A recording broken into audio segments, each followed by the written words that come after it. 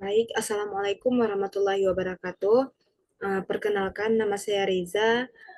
Saya ingin menjelaskan sedikit hasil review jurnal saya dan sedikit mengenai GCMS. Nah, yang pertama saya akan menjelaskan tentang GCMS. Nah, ini adalah gambar GCMS. Nah, GCMS itu apa sih? Nah, gas kromatografi mass spektrometri adalah metode kombinasi antara kromatografi gas dan spektrometri massa yang bertujuan untuk menganalisis berbagai senyawa dalam suatu sampel. Nah, kromatografi gas merupakan salah satu bagian dari teknik kromatografi yang menggunakan prinsip pemisahan campuran berdasarkan kecepatan waktu retensi komponen penyusunnya.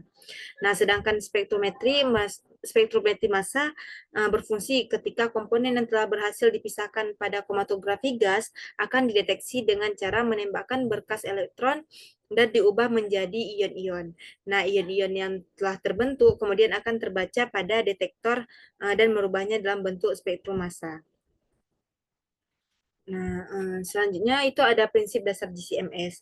Nah, yang pertama itu ada bagian-bagian GCMS. Nah, ini yang ini itu adalah carrier gas atau gas pembawa. Ya, ini yang nomor dua ini adalah auto sampler, ini inlet, kemudian ini ada kolom tempat terjadinya pemisahan.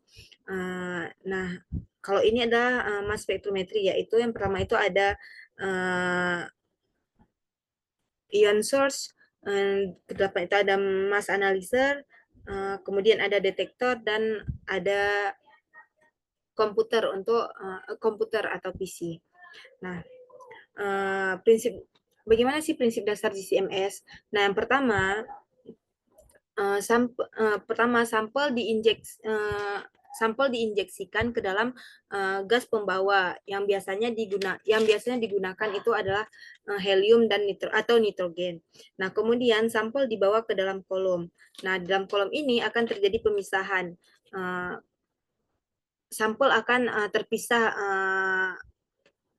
sampel akan terpisah menjadi komponen-komponen penyusunnya. Nah, kemudian setelah komponen-komponen penyusunnya terpisah, sampel ini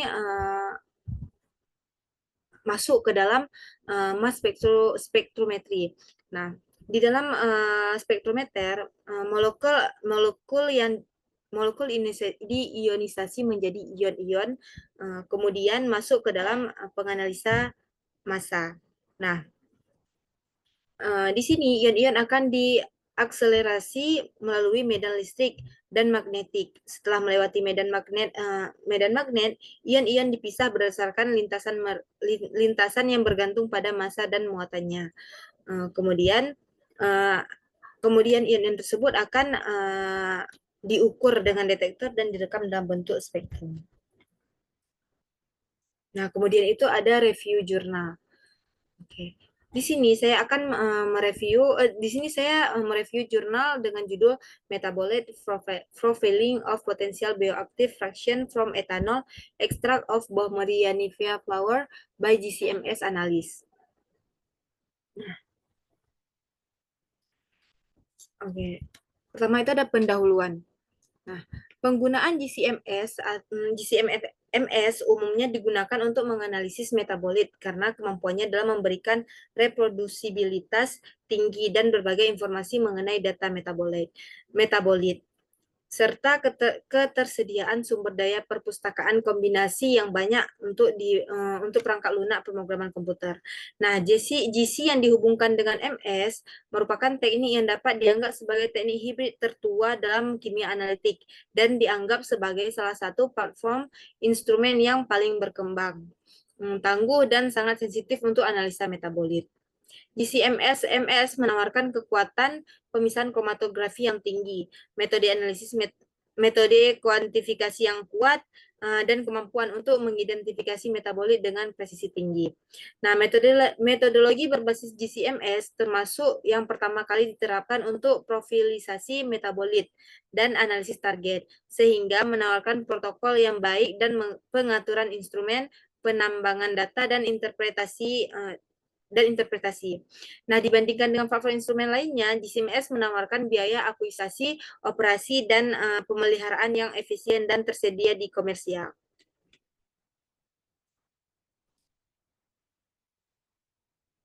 Nah, selanjutnya itu Bommeria merupakan Bommeria nivea umumnya dikenal sebagai rami yang dikenal karena sifat serat alaminya. Bommeria nivea ini merupakan tumbuhan yang memiliki berbagai macam metabolit sekunder pada organ vegetatifnya. Nah, Bommeria nivea menjadi sasaran penyelidikan mengenai aktivitas biologisnya.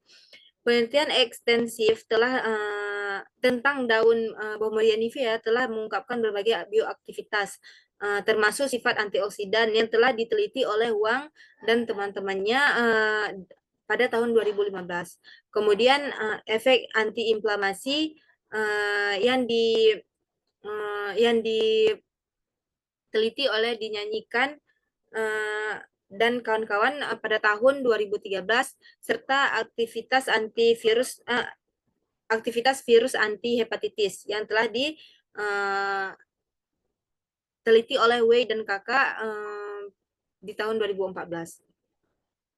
Namun, sejauh pengetahuan kami, studi tentang kandungan metabolit dan aktivitas biologis di bunga Bommeria nivea belum ada penelitian yang membahasnya. Nah, penelitian ini bertujuan untuk mengetahui profil metabolit yang terkandung di dalam bunga Bommeria nivea dengan menggunakan pendekatan metabolomi. Nah, penelitian ini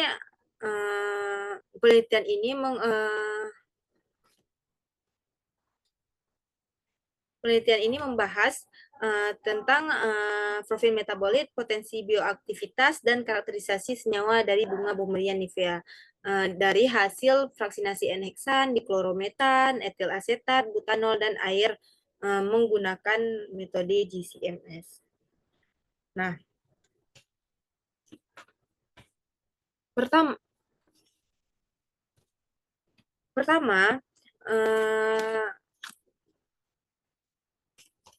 senyawa aktif dari bunga Bommeria nivea ini dimaserasi dengan pelarut etanol dan divaksinasi bertingkat menggunakan N-heksan, diklorometan, etil asetat, butanol, dan air dengan pendekatan GCMS. Kemudian dilakukan analisis komponen utama atau PCR. Nah, ini adalah hasil analisis dari bunga Bommeria nivea dari fraksi N-heksan.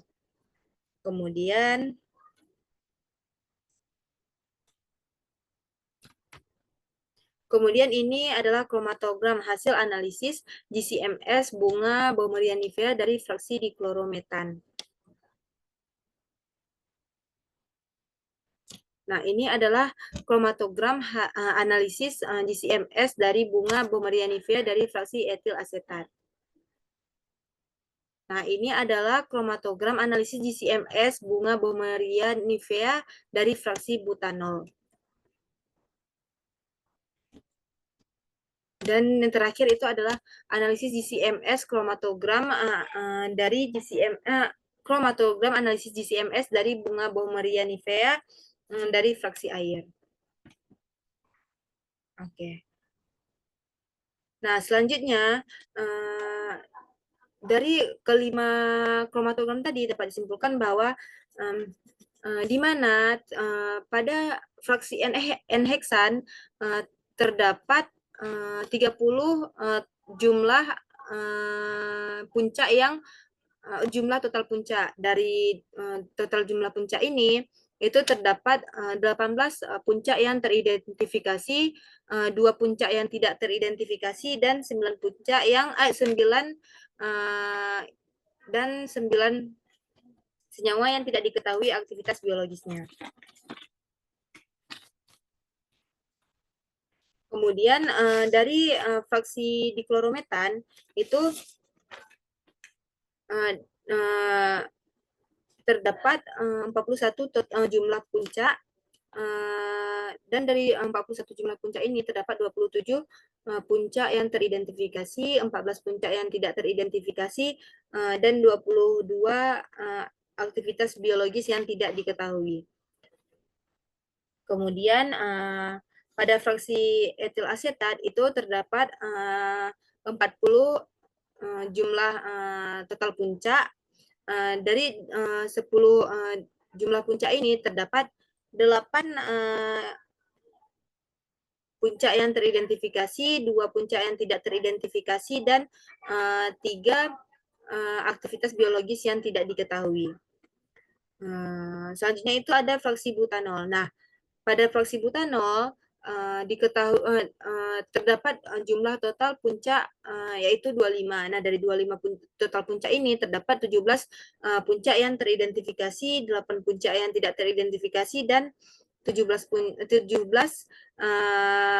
aktivitas biologis yang tidak diketahui.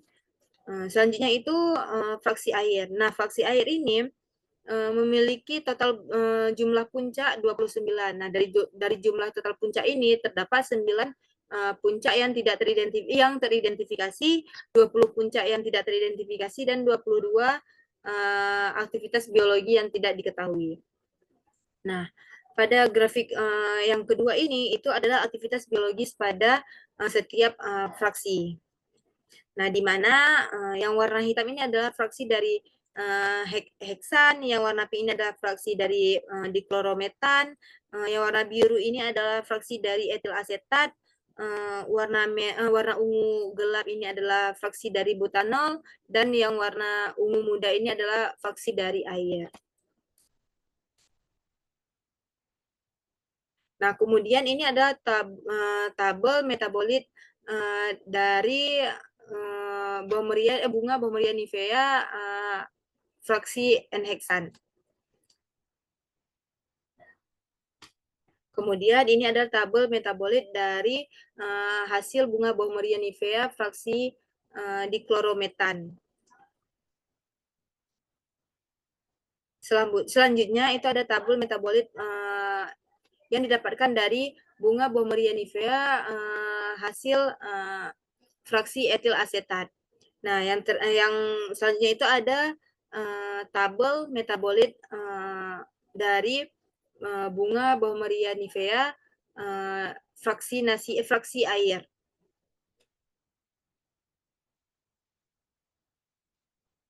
Oke. Nah, selanjutnya dari kelima kromatogram tadi dapat diketahui bahwa total dari kromatogram yang dapat diamati itu berjumlah 135 puncak. Nah, di antaranya 81 puncak teridentifikasi, 46 puncak tidak teridentifikasi, dan 21 puncak tidak diketahui aktivitas biologisnya. Nah, fraksi diklorometan menghasilkan jumlah puncak sebanyak 41 puncak, 28 puncak yang dikenali, 13 puncak yang tidak dikenali, dan 5 puncak yang belum diketahui aktivitas biologisnya. Nah, keberadaan senyawa paling sedikit pada seluruh fraksi diperoleh dengan menggunakan etil asetat. Kemudian, adanya beberapa senyawa dominan dari masing-masing fraksi seperti asam 9,12 oktadekadionat pada fraksi N-heksan, metil ester asam 9,12 oktadekadionat dalam fraksi diklorometan, etanol 2 butoksi dalam fraksi etil asetat, 1 butoksi, 1 isobutoksi butana pada butanol, dan puncak yang tidak diketahui dari fraksi air pada puncak 22 dengan persentase 31,25. Nah, kemudian itu ada analisis komponen utama atau PCA. Nah, komponen analisis utama ini dilakukan untuk melihat kesamaan zat atau senyawa di seluruh fraksi. Nah, di mana pengelompokan PCA menunjukkan kesamaan gabungan senyawa untuk fraksi etil asetat dengan butanol dan juga butanol dengan N-heksan. Nah, sedangkan fraksi diklorometan dan air mempunyai kemiripan kandungan yang sangat kecil. Nah, plot score menunjukkan bahwa senyawa penanda masing-masing fraksi adalah etanol, 2 butoksi, heksan, 2,2,3 trimetil, asam talat dalam 2 propil pentil ester, asam heksadekanoat, dan asam heksadinoat. Bis 2 etil heksil ester. Nah, dari penjelasan di atas tadi dapat disimpulkan bahwa senyawa volatil dari etanol bunga Bommeria nivea yang telah divaksinasi dengan N-heksan, diklorometan, etil asetat, butanol, dan air diperoleh dengan menggunakan analisis GCMS. Nah, sebanyak 81 metabolit menunjukkan spektrum farmakologi yang luas sehingga berpotensi untuk pemanfaatan dan penerapan bunganya sebagai sumber calon obat baru. Nah, keberadaan senyawa volatil dominan dan karakteristik senyawa penanda dari masing-masing fraksi dapat ditunjukkan melalui metabolit profiling. Nah, sekian yang dapat saya sampaikan. Lebih dan kurang saya mohon maaf. Wassalamualaikum warahmatullahi wabarakatuh.